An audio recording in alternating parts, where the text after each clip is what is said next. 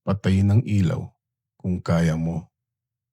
May mga kwentong katang-isip lamang at may mga kwentong hanggang ngayon wala pa rin makapagpaliwanag. Ano man ang iyong paniwalaan. Maligayang pagdating sa Ang Kwento ni Dada. Ang kubong hindi mo dapat silungan. May mga kubo sa gitna ng bukid na ginawa upang masilungan ng mga magsasaka kapag biglang umulan. Ngunit ayon sa matatanda, may isang kubo na hindi itinayo ng tao. Walang nakaalam kung kailan ito unang lumitaw. Wala ring nakaalam kung sino ang gumawa nito. Isa lang ang babalang paulit-ulit nilang sinasabi. Kapag inabutan ka ng malakas na ulan at makita mo ang kubong iyon, mabuting mabasa ka na lang kaysa pumasok sa loob. Dahil hindi lahat ng nakisilong doon ay nakauwi pa. Mahigit 10 taon nang nagtatrabaho si Ramon bilang ahente ng mga binhi at pataba. Halos bawat linggo ay nag-iikot siya sa iba't ibang baryo upang magbenta sa mga magsasaka. Dahil kabisado niya ang mga kalsada at bukirin, hindi na siya natatakot bumiyahe kahit abutin pa siya ng gabi. Isang hapon, habang pauwi siya sakay ng kanyang motorsiklo, biglang nagdilim ang kalangitan. Ilang saglit pa lamang ang lumipas ay bumuhos ang napakalakas na ulan na halos wala na siyang makita sa daan. Wala siyang dalang kapote. Wala ring malapit na bahay. Habang dahan-dahan siyang umaandar, may napansin siyang isang maliit na kubo sa gitna ng palayan. Luma na ito, iyari sa kawayan at nipa, ngunit mukhang matibay pa rin. May manipis na usok pang lumalabas sa bubong na tila may taong kasalukuyang gumagamit nito. Hindi na siya nagdalawang isip pa. Ipinarada niya ang motorsiklo at tumakbo papunta sa kubo. Pag-akyat niya sa sahig na kawayan, agad niyang napansin na hindi pala siya nag-iisa. May 3 ng tao sa loob. Isang matandang babae, isang binatilyo, at isang lalaking halos kasing edad niya. Tahimik silang lahat, walang nagsasalita. Tanging ang malakas na pagbuhos ng ulan sa bubong ang maririnig. Ngumiti si Ramon bilang pagbati, ngunit walang ni isa sa kanila ang ngumiti pabalik. Sa halip, lahat sila ay nakatingin lamang sa labas ng kubo. Parang may hinihintay o baka naman may iniiwasang tignan. Ilang minuto ring walang nagsalita sa loob ng kubo. Habang tumatagal ay lalo lamang lumalakas ang ulan. At sa bawat hampas dito sa bubong ay tila mas lalong bumibigat ang katahimikan. Hindi sanay si Ramon sa ganong klaseng sitwasyon. Sa lahat ng baryong napuntahan niya, likas na palangiti at palakausap ang mga tao. Ngunit at 3 kasama niya sa kubo ay parang walang balak makipag-usap sa kahit kanino. Sinubukan niyang basagin ang katahimikan. Parang hindi basta-basta hihinto ang ulan. Nakangiti niyang sabi. Walang sumagot. Hindi man lang sila lumingon sa kanya. Patuloy lamang silang nakatingin sa labas ng kubo na para bang may inaabangan. O baka naman may ayaw makita. Maya-maya pa, napansin niyang may isang lumang banga sa sulok ng kubo. Sa tabi nito ay may nakapatong na maliit na lamparang halos paubos na ang langis. Nakapagtataka lamang dahil walang ibang gamit ang kubo. Walang bangko, walang mesa, wala ring mga kasangkapang karaniwang makikita sa pahingahan ng mga magsasaka. Parang ang kubong iyon ay ginawa lamang para sa iisang dahilan, ang maghintay. Habang nagmamasid siya sa paligid, napansin niyang biglang tumigil ang matandang babae sa paghinga ng malalim. Hindi ito nagsalita. Sa halip ay maran nitong itinas ang isang daliri at itinuro ang labas ng kubo. Unti-unting napalingon si Ramon. Huminto na ang ulan, ngunit wala ni isa sa kanila ang gumalaw. Nagtaka siya. Huminto na pala, mahina niyang sabi habang inaabot ang kanyang bag. Bago pa man siya makatayo, mabilis siyang pinigilan ng binatilyo. Mahigpit nitong hinawakan ng kanyang braso. Sandali. Iyon ang unang salitang narinig niya mula nang dumating siya. Bakit? Tanong ni Ramon. Hindi agad sumagot ang binatilyo. Nakatingin lamang ito sa labas. Hintayin mo munang tumila ang patak. Lalong nagtaka si Ramon. Wala nang ang ulan. Marahan namang umiling ang matandang babae. Hindi pa. Napatingin muli si Ramon sa bubong. Wala na talaga siyang naririnig na ulan. Tahimik na ang paligid. Maging ang mga dahon ng palay ay hindi na rin gumagalaw. Ngunit sa hindi niya maipaliwanag na dahilan, may isa pa ring tunog. Patak, patak, patak. Para bang may isang patak ng tubig na patuloy na bumabagsak sa lupa. Hindi niya makita kung saan ito nanggaling. Sinundan niya ang tunog. Hindi ito mula sa bubong. Hindi rin ito mula sa mga puno. Bagkus, nagmumula ito sa ilalim mismo ng kubo. Napakunot ang kanyang noo. Dahan-dahan siyang yumuko upang sumilip sa pagitan ng mga kawayan ng sahig. At doon, may nakita siyang pares ng paa. Basang-basa, maputla, nakatayo mismo sa ilalim ng kubo. Parang may isang taong nakatingala sa kanilang lahat. Napaatras siya sa gulat. Mabilis siyang yumuko muli. Ngunit wala na ang mga paa. Napahawak siya sa dibdib habang bumibilis ang tibok ng kanyang puso. May tao sa ilalim. Nanginginig niyang sabi. Tahimik lamang ang tatlo. Parang hindi na sila nagulat. Makalipas ang ilang segundo, marahang nagsalita ang matandang babae. Huwag mong pansinin.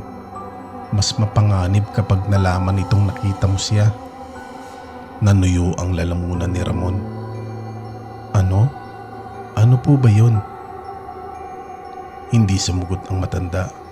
Sa halip ay tumingin lamang ito sa kanyang mga mata. Pagkatapos ay sinabi ang mga salitang hinding-hindi na malilimutan ni Ramon.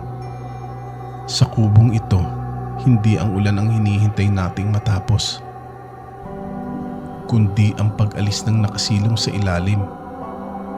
Hindi na muling nagsalita ang matandang babae matapos niyang sabihin ng mga katagang iyon. Sa kubong ito, hindi ang ulan ang hinihintay nating matapos, kundi ang pag-alis ng nakasilong sa ilalim. Pakiramdam ni Ramon ay lalo lamang bumigat ang hangin sa loob ng kubo. Kahit tuminto na ang ulan, wala pa rin sino man ang naglalakas loob na bumaba. Ang tatlo niyang kasama ay nananatiling nakatitig sa malayo. Tila ba sanay na sila maghintay ng napakatagal. Hindi na napigilan ni Ramon ang sarili. Ano ba talaga ang nasa ilalim? Halos pabulong niyang tanong. Huminga ng malalim ang matandang babae bago siya dahan-dahang nilingon. Hindi namin alam. Nagulat si Ramon. Hindi ninyo alam? Marahan itong tumango.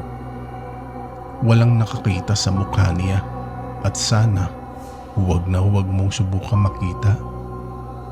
Lalong nalito si Ramon. Kung ganun, paano ninyo nalaman na may naroon? Hindi agad sumagot ang matanda.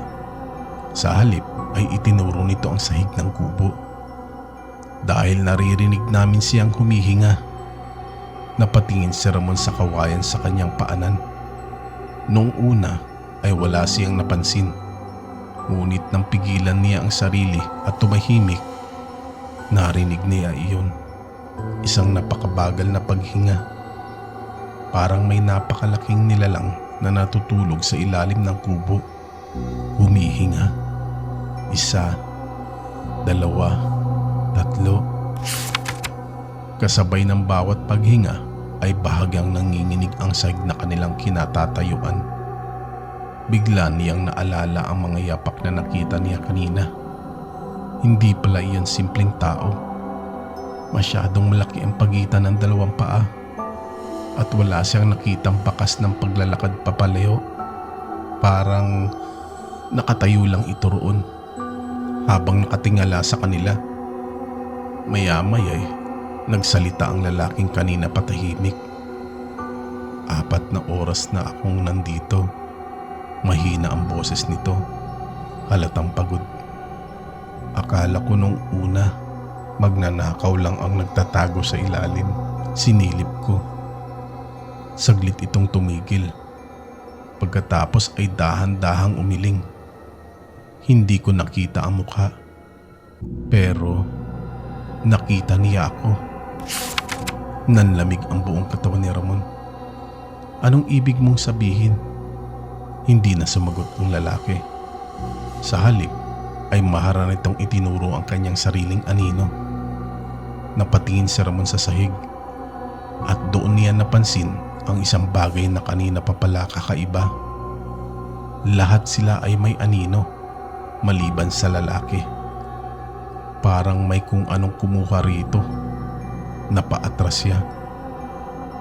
Hindi ko na maramdaman ang sarili kong anino simula nang sumilip ako. Mahinang sabi ng lalaki. 3 araw na. 3 araw. Hindi makapaniwala si Ramon. Imposibleng 3 araw na itong naroon. Hindi pa nga tumigil ang ulan kanina. Parang nabasa ang iniisip niya ng matandang babae. Kapag nakapasok ka sa kubong ito, hindi na pareho ang takbo ng oras. Lalong bumigat ang katahimikan. Hindi na alam ni Ramon kung ilang minuto na silang naroon o baka ilang oras na. Biglang tumunog ang kampanaryo ng simbahan sa malayo. 1 beses, 2 beses, 3, 4, hanggang 12. Kasabay ng huling pagtunog, tumigil ang paghinga sa ilalim ng kubo. Tahimik, napakatahimik. Unti-unting tumayo ang matandang babae. Pwede na. Nang walang pag-aalinlangan ay bumaba ito ng kubo. Kasunod ang binatilyo, pagkatapos ay ang lalaking walang anino. Lahat sila ay ligtas na nakatawid sa maputing na daan. Walang nangyari. Napabuntong hininga si Ramon. Akala niya ay tapos na ang lahat. Bumaba rin siya. 2 hakbang, 3, 4, wala namang nangyayari. Napangiti pa siya. Mukhang natakot lang pala sila sa isang lumang kwento. Ngunit bago pa man niya marating ang kanyang motorsiklo, napansin niyang nakatayo lamang ang 3 sa di kalayuan. Lahat sila ay nakatingin sa kanya. Hindi gumagalaw. Hindi nagsasalita. Parang may gusto silang sabihin. Mabagal niyang nilingon ang kubo at doon niya nakita na may isang tao pa ring nakatayo sa loob. Nasa mismong lugar kung saan siya unang umupo. Nakatalikod. Suot nito ang eksaktong kaparehong damit na suot niya. Dahan-dahan itong lumingon. Si Ramon. Ngunit maputla. Walang kumukurap at nakangiti. Sa unang pagkakataon, nagsalita ang matandang babae. Mahina, halos pabulong. Hindi siya ang sumama sa amin. Ikaw ang naiwan. Biglang dumilim ang paningin ni Ramon. Pagmulat niya, umuulan na naman. Nasa loob na naman siya ng kubo. Mag-isa. Makalipas ang ilang minuto, may narinig siyang makina ng motorsiklo na huminto sa labas. May isang lalaking tumatakbo papasok upang sumilong sa ulan. Ngumiti ito sa kanya. Salamat at may kubo pala rito. Hindi nakasagot si Ramon. Hindi na niya maigalaw ang kanyang bibig. Hindi na rin siya makalabas. Habang papalapit ang estranghero sa loob ng kubo, napansin niyang unti-unti nang nawawala ang alaala niya kung sino siya.